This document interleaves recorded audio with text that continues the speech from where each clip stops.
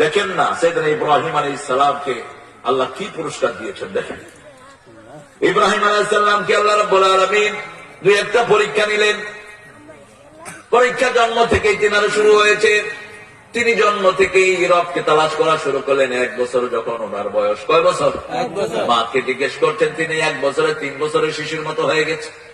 মাকে জিজ্ঞেস করছেন, মা তোমার রব কে? মা বলছে আমার রব তোমার আব্বা। এবার ইব্রাহিম আলাইহিস সালাম বলছেন আব্বার রব কে? বলছে তোমার আব্বার রব হলো নমরুদ। পৃথিবীতে 3 জন বিশ্বনেতা আছে, 3 জন মুসলমানদের, 3 জন কাফেরদের।